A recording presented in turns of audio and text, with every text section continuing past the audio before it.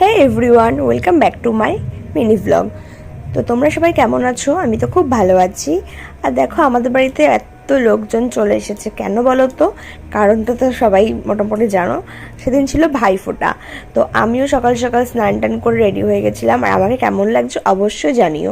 আর যেহেতু আমি, আমার বোন এবং আমার মামার মেয়েরাও আমার ভাইকে ফোঁটা দেয়, তার জন্য ওরাও চলে এসেছিলো। আর এদিকে আমার বোন এই ডালাগুলো সাজিয়ে রেডি করে নিচ্ছিল। তারপর আমি আর আমার মা মিলে সেগুলো আর কি আরও সুন্দর করে গুছিয়ে নিয়ে আমাদের ফোঁটা দেওয়াটা শুরু করে নিচ্ছিলাম।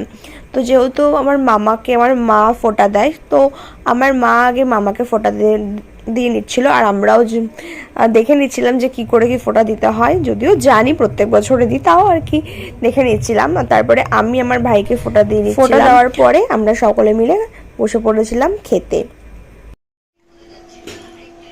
গাইস, আমরা এখন খেতে বসেছি। রোহিত জামা পড়েছে কিন্তু ভাই ফোঁটা দেয়নি গাইস।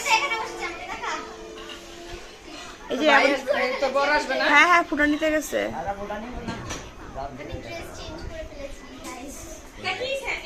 আর সকালের খাবারের মেনুতে ছিল ভাত, আলু সিদ্ধ, আর হচ্ছে মাছের তেল দিয়ে একটা কিছু, আর ডাল। সকালের খাবার শেষ করে আমি আমার শাড়িটা চেঞ্জ করে নিয়েছিলাম। আর এখানে আমরা সব বোনেরা মিলে আড্ডা মারছিলাম। আর আমার দিদির মেয়েরা দেখো কত পাকা, ও একা একা লিপস্টিক দেবে বলে কিরকম করছিল। ও কারো হাতে লিপস্টিক দেবে না, ও নিজে নিজেই সাজবে আর কি। এত পাকা একটা মেয়ে, আর সবার আদরেরও। আর সেদিন ভাইফোঁটা উপলক্ষে পিসির সবাইকে নেমন্তন্ন